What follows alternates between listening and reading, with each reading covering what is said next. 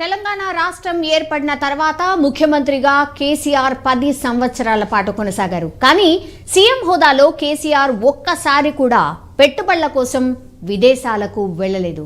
మొదటిసారిగా సీఎం రేవంత్ రెడ్డి తెలంగాణ ముఖ్యమంత్రి హోదాలో విదేశాలకు పెట్టుబడుల కోసం వెళ్తూ ఉన్నారు.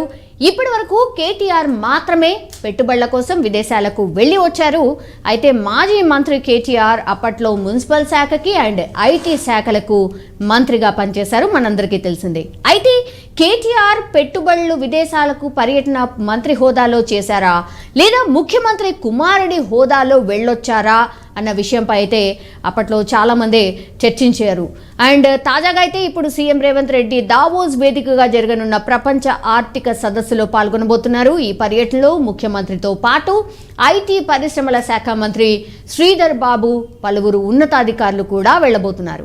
దావోస్ సదస్సులో భాగంగా ప్రముఖ గ్లోబల్ కంపెనీల సీఈఓలు అండ్ ప్రతినిధులతో సీఎం రేవంత్ రెడ్డి సమావేశం కూడా కాబోతున్నారు. ఈ సమావేశంలో తెలంగాణలో పెట్టుబడులు పెట్టడం వల్ల కలిగే అవకాశాలు, ప్రయోజనాల గురించి వారికి వివరించబోతున్నారు. అయితే అందరిలో తలెత్తే క్వశ్చన్ ఏంటంటే, అప్పట్లో తెలంగాణలో పెట్టుబడులు పెట్టడం కోసం కేటీఆర్తో చర్చించిన కంపెనీల ప్రతినిధులు మరి రేవంత్ రెడ్డిని కలుస్తారా?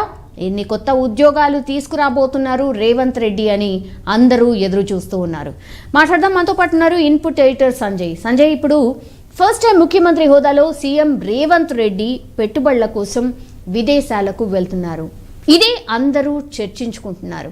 అంటే గతంలో సీఎం కేసీఆర్ ఎప్పుడు వెళ్ళలేదు, బట్ సీఎం హోదాలో Revanth Reddy for the first time తెలంగాణను రిప్రజెంట్ చేస్తూ వెళ్తున్నారు. ఏం ఎక్స్పెక్ట్ చేస్తున్నారు? సౌమ్య, మనం అనుకున్నట్టు ఇది వాస్తవం. ఎందుకంటే తెలంగాణ ఏర్పడి 10 సంవత్సరాలు దాటింది.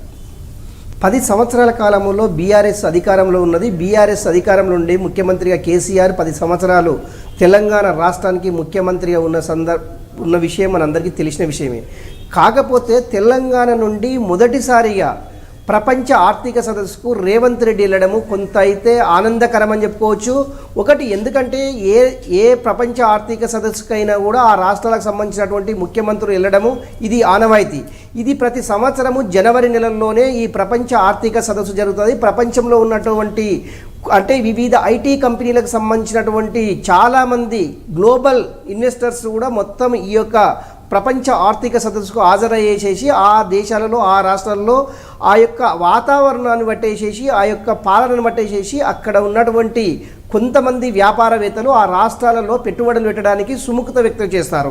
అందులో భాగంగానే గతంలో 10 సంవత్సరాలు కూడా ఎప్పుడు కూడా ముఖ్యమంత్రి హోదాలో ఉన్నటువంటి కేసీఆర్ ఏ రోజు కూడా ఈ యొక్క ప్రపంచ ఆర్థిక సదస్సుకు ఏ రోజు కూడా అటెండ్ కాలేదు. కాకపోతే ఐటీ శాఖ మంత్రిగా ఉన్నటువంటి తన తనయుడు కేటీఆర్ మాత్రమే హాజరయ్యేవాడు. కాకపోతే ఇప్పుడు కాంగ్రెస్ పార్టీ అధికారంలోకి వచ్చిన తర్వాత ముఖ్యమంత్రి హోదాలలో తొలిసారిగా ప్రపంచ ఆర్థిక సదస్సుకు రేవంత్ రెడ్డి వెళ్తున్నారు. రేవంత్ రెడ్డితో పాటు ఐటీ శాఖ మంత్రి ఉన్నటువంటి శ్రీధర్ బాబు, అదేవిధంగా ఒక 4 కార్యదర్శులు కూడా ఈ మంత్రులతో పాటు ముఖ్యమంత్రితో పాటు వెళ్ళడం జరుగుతుంది. మొత్తం మీద ఈ 10 రోజుల పర్యటనలో చాలా విషయాలను ఈ రేవంత్ రెడ్డి కొన్ని ఎక్స్పెక్టేషన్ చేసే అవకాశం ఉంది.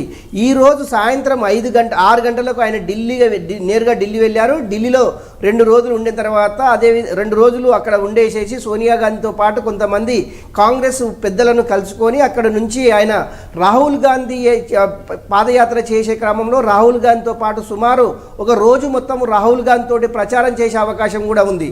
ఆ తర్వాత 14 నైట్ ఆయన స్విట్జర్లాండ్ దావోస్కు వెళ్ళేసేసి అక్కడ ఆర్థిక సదస్సుకు పాల్గొని తెలంగాణ రాష్ట్ర తరపున రేవంత్ రెడ్డి అక్కడ పాల్గొనేసి రాష్ట్రానికి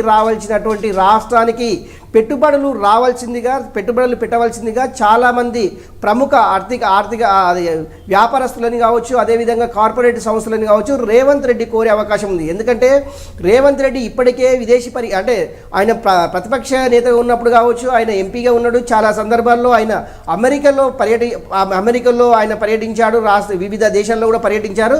ఈయనకున్నటువంటి సత్సంబాలతోటి ఈ వ్యాపారవేత్తలను కలిసేసి అక్కడ కార్పొరేట్ సంస్థల నుంచి తెలంగాణలో ముఖ్యంగా తెలంగాణ ఇంటర్నేషనల్ ఎయిర్పోర్ట్ సరౌండింగ్లో రాజధానిలో ఉన్నటువంటి వివిధ అంటే ఇప్పటికే కొన్ని వ్యాపారాలు హైదరాబాద్కు రావడం జరిగింది. అందులో భాగంగా కొత్త వారిని కూడా ఆహ్వానించేసేసి వారికి కావాల్సినటువంటి వసతులను కల్పించడానికి తెలంగాణ ప్రభుత్వం అనుకూలంగా ఉంటుందనేసి ఈ ఆర్థిక సదస్సుల్లో ఆయన చాలా స్పష్టంగా వారిని అంటే నమ్మకం కలిగించే విధంగా వారి యొక్క కార్పొరేటివ్ వ్యవస్థలని రేవంత్ రెడ్డి వాళ్ళతోటి డిస్కషన్ చేసి రాష్ట్రము ఎలాంటి రాయితీలు ఇవ్వబోతుంది, వాళ్ళకి ఎలాంటి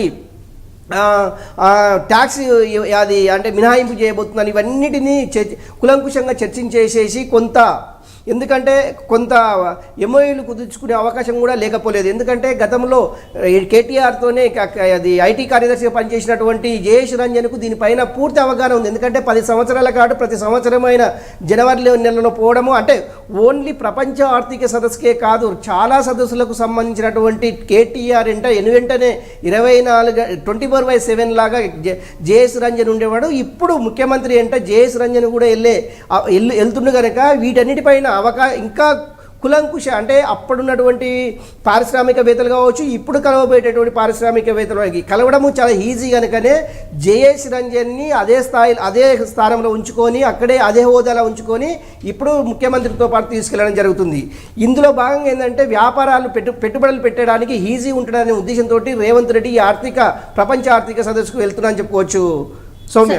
ఎస్ సంజయ్, డెఫినెట్లీ అంటే కంపారిజన్ అయితే చేయబోతున్నారు. ఎందుకంటే అందరు కూడా ప్రజలు కూడా కంపారిజన్ చేస్తారు కాబట్టి గత ప్రభుత్వంలో పెట్టుబడులు ఎన్ని వచ్చాయి, ఎట్లాంటి కంపెనీస్ వచ్చాయి, ఇప్పుడు రేవంత్ రెడ్డి వెళ్ళిన తర్వాత ఎట్లాంటి కంపెనీస్ రాబోతున్నాయి, పెట్టుబడులు ఎట్లా రాబోతున్నాయి అండ్ ఉద్యోగాల కల్పన దీనిపైన అయితే మాటల యుద్ధమే నడిచింది. మనందరికీ తెలుసు. వెళ్ళి వస్తాడు, ఎంజాయ్ చేస్తారు, అంతేగాని ఎన్ని ఉద్యోగాలు తెచ్చిందంటే ఎప్పుడు ఆన్సర్ చెప్పలేదు అన్నటువంటి విమర్శ చాలా మటుకి కాంగ్రెసే కాదు మిగతా ప్రతిపక్షాలు కూడా చేసిన సందర్భాలు ఉన్నాయి. సో ఇప్పుడు అందరూ ఎదురు చూస్తారు, మరి వీళ్ళే కదా అప్పట్లో ఆరోపణలు చేసిన వాళ్ళు, మరి ఇప్పుడు ఎంత ఫోకస్డ్గా ఉద్యోగాల కల్పనపై ఉండబోతోంది రేవంత్ రెడ్డి సర్కార్?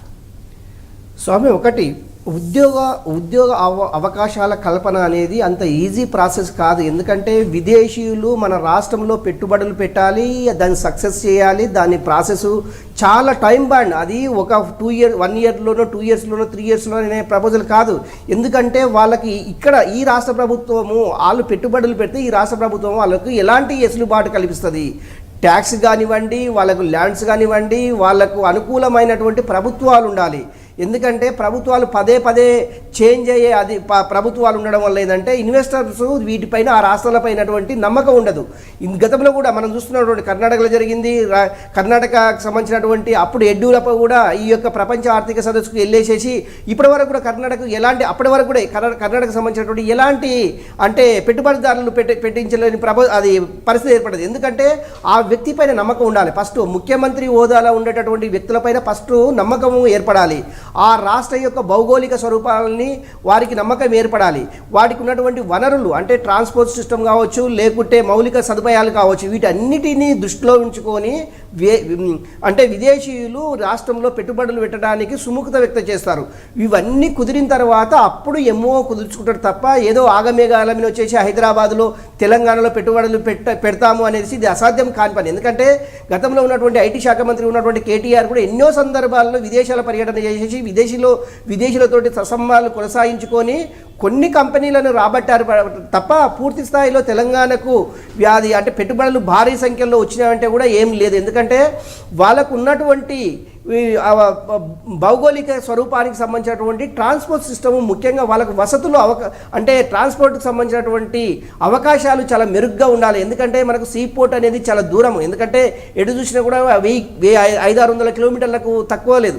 అలాంటి క్రమంలోనే ఓన్లీ ఇక్కడ మనకు చెప్పుకోదగ్గది ఏంటంటే ఇంటర్నేషనల్ ఎయిర్పోర్ట్ ఒకటి తెలంగాణకు ప్లస్ పాయింట్ అని చెప్పుకోవచ్చు.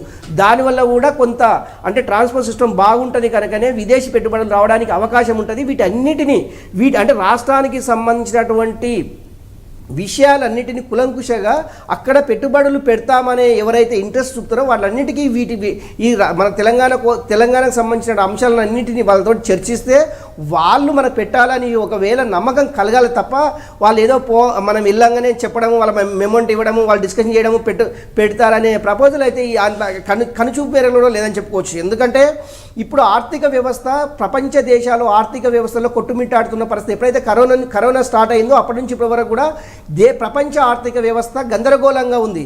ఓన్లీ అది దేశం మన దేశమా మన రాష్ట్రం అని కాదు, ప్రపంచ దేశాలే ఆర్థిక వ్యవస్థలో కొట్టుమిట్టాడుతున్న పరిస్థితి. అలాంటి క్రమంలోనే తెలంగాణకు పెట్టుబడులు రాబట్టడం అంత ఈ ఆశమైన అది అంత ఈజీ కాదని చెప్పుకోవచ్చు. అందులో భాగంగా ఇప్పుడు రేపు 15వ డేట్ నాడు రేవంత్ రెడ్డి ప్రపంచ ఆర్థిక సదస్సులో ఏం ప్రసంగిస్తారు, ప్రపంచ దేశాల్లో వచ్చినటువంటి ఆర్థికవేత్తలను ఏ విధంగా ఆయన మోటివేట్ చేయగలుగుతాడు, ఆయన అసలు తెలంగాణ మోటో అయ్యింది, ఇవన్నీ వాళ్ళు కులంకషంగా చర్చించిన తర్వాతనే పెట్టుబడులకు సంబంధించిన అంశము చర్చకు వచ్చే అవకాశం ఉంది. నిజంగా ప్రపంచంలో చాలా దేశాలు పెట్టుబడులు పెట్టించుకునేందుకు చాలా దేశాలు ప్రయత్నం చేస్తున్నాయి. అందులో భాగంగా తెలంగాణ రాష్ట్రం కూడా ప్రయత్నం చేస్తుంది. ఎంతవరకు ఏ మేర సక్సెస్ సత్ఫలితాలు ఇస్తాయి అనేది వేచి చూడాలి. ఒకటి ఉద్యోగ అవకాశాల కల్పనకు సంబంధించిన అంశం అయితే పెట్టుబడులు రావాలి, వాళ్ళు ఇక్కడ దీన్ని అది ఎంఓస్ కుదుర్చుకున్న తర్వాత ఇక్కడ ఉన్నటువంటి ఈ తెలంగాణ ప్రభుత్వం వాళ్ళకి ఎక్కడ ల్యాండ్ కేటాయిస్తుంది, అది ఎన్ని సంవత్సరాల వరకు ఉంటుంది, దానికి ఉన్నటువంటి వెసులుబాటు ఏంటి, ఇవన్నిటినీ కులంకుశం చర్చించిన తర్వాతనే ఇక్కడ ఉపాధి హామీలకు సంబంధించిన ఉపాధి ఉద్యోగాలకు సంబంధించినటువంటి హామీలు తెలంగాణ ప్రభుత్వము అప్పుడు నిరుద్యోగులకు కల్పించేటటువంటి సుమారుగా ముఖ్యమంత్రి రేవంత్ రెడ్డి గతంలో చాలా సందర్భాలు చెప్పారు 2 లక్షల ఉద్యోగాలు కల్పిస్తామనేసి. నిజంగా ఇలాంటి విదేశీ పెట్టుబడులు వచ్చినట్లయితే 2 లక్షలు కాదు కదా 3-4 లక్షల ఉద్యోగాలు కూడా కల్పించడంలో ఎలాంటి సందేహం లేదని చెప్పుకోవచ్చు. సౌమ్య, సంజయ్, ఇప్పుడు జనరల్లీ రేవంత్ రెడ్డి గారి గురించి ఎవరికైనా తెలిసిన వాళ్ళు ఏమంటారంటే ఆయన బ్యాక్గ్రౌండ్ వర్క్ పక్కాగా చేసుకొని ఉంటారు అని. సో ముఖ్యమంత్రి అయిన తర్వాత ఏమేం చేయాలి అనేది డెఫినెట్లీ ఒకటి బ్యాక్గ్రౌండ్ వర్క్ అయితే చేసుకొని ఉన్నారు. మనం సమీక్షలు కావచ్చు, లేదంటే ఆదేశాలు ఇస్తున్న తీరు కావచ్చు, మనం అబ్జర్వ్ చేస్తూనే ఉన్నాం. సో విదేశీ పర్యటనకు వెళ్ళినప్పుడు కూడా డెఫినెట్లీ ఒక బ్యాక్గ్రౌండ్ వర్క్ అయితే చేసుకొని ఉంటారు. సో అది ఇంప్లిమెంటేషన్ ఎంత వరకు చేయబోతున్నారు అండ్ ఎంత వరకు సక్సెస్ అయ్యే అవకాశం కనిపిస్తుంది సంజయ్? స్వామి, ఒక యాక్షన్ ప్లాన్ అయితే తయారైంది.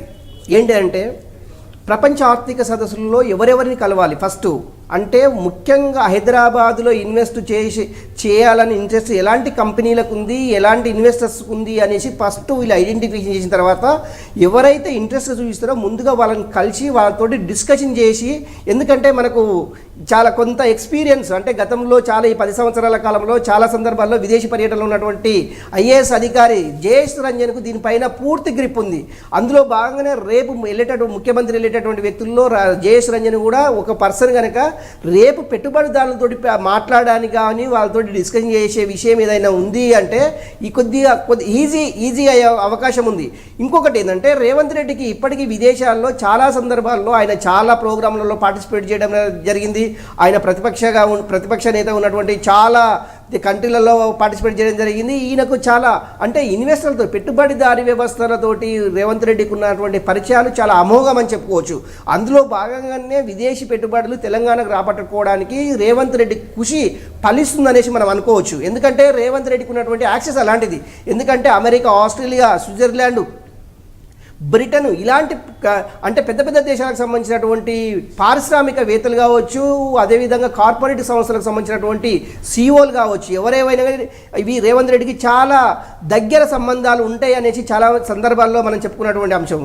ఇప్పటికి కూడా ఆక్స్ఫర్డ్ యూనివర్సిటీకి సంబంధించినటువంటి వాళ్ళు కావచ్చు, రకరకాల విదేశీకి సంబంధించినటువంటి యూనివర్సిటీ వ్యక్తులు కావచ్చు, రేవంత్ రెడ్డి ముఖ్యమంత్రి అయిన తర్వాత రెగ్యులర్గా విదేశీకి సంబంధించినటువంటి వ్యక్తులు కలుస్తూ వాళ్ళకు ఉన్నటువంటి ఎసులుబాటు తెలంగాణలో మేము ఎలాంటి సేవా కార్యక్రమాలు ఇక్కడ చేయాలి, ఎలాంటి ఇన్వెస్టర్స్ ఇక్కడ చేయాలి అనేసి ఆల్రెడీ ఇక్కడ ప్రపోజల్స్ వస్తున్నాయి. వాళ్ళకి సంబంధించినటువంటి డిస్కషన్ ఈ వారం రోజుల నుండి విదేశాలకు సంబంధించినటువంటి వ్యక్తులతోటి రేవంత్ రెడ్డి బిజీగా గడపడం జరిగింది.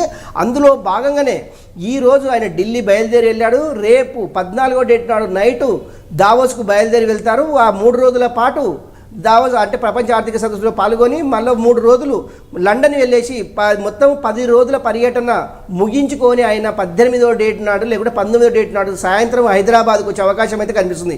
మొత్తం మీద ఈ 10 రోజుల పర్యటనలో రేవంత్ రెడ్డి ఢిల్లీలో ఒక 2 రోజులు, తర్వాత 8 రోజులు విదేశీ పర్యటనలో ఉంటారని చెప్పుకోవచ్చు Soumya. Yes, all right Sanjay. మొత్తం మీద అది సీఎం హోదాలో కేసీఆర్ ఒక్కసారి కూడా పెట్టుబడుల కోసం విదేశాలకు వెళ్లలేదు. మొదటిసారిగా సీఎం రేవంత్ రెడ్డి తెలంగాణ ముఖ్యమంత్రి హోదాలో విదేశాలకు పెట్టుబడుల కోసం వెళ్తున్నారు. ఇప్పుడు ఇదే ఆసక్తి కలిగిస్తోంది. సో ఎంతమంది పెట్టుబడిదారులని ఆకర్షించబోతున్నారు, ఎన్ని పెట్టుబడులు తీసుకురాబోతున్నారు,